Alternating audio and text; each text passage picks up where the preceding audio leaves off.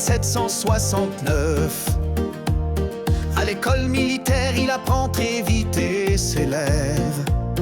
Pendant la Révolution, il devient général.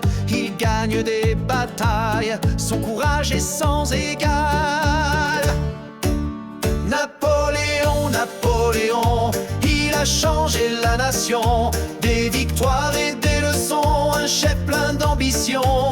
Napoléon, Napoléon, un empire et des missions. Mais au bout de son grand nom, il reste son héritage pour de bon. La la la la la la, la la la la la la.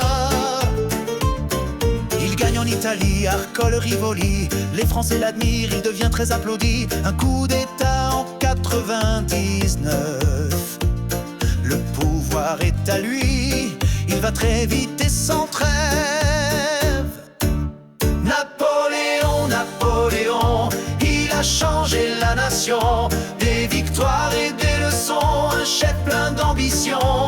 Napoléon, Napoléon, un empire et des missions. Mais au bout de son grand nom, il reste son héritage pour de bon.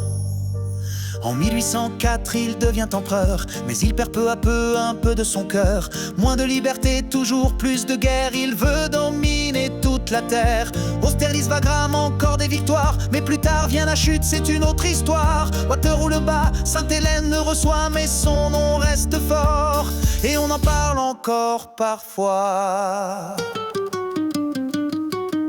Les lycées, le bac, les lois, les préfets, ce sont ces idées qui nous sont restées. Un chef, un héros, parfois contesté, mais dans l'histoire de France, il est bien gravé. Napoléon, Napoléon, il a marqué la nation. Des victoires et des leçons, un destin, une passion. Napoléon, Napoléon, du passé une vibration. Et dans nos institutions